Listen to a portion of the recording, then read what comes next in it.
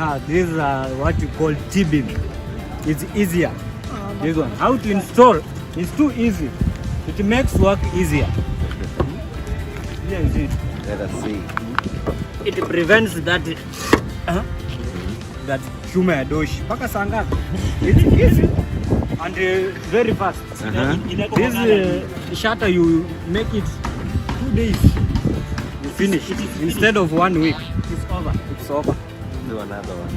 Do another one. Last one. Last but not least. You can 10 more.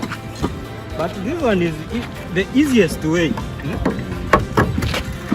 Quick and easy. Quick and easy.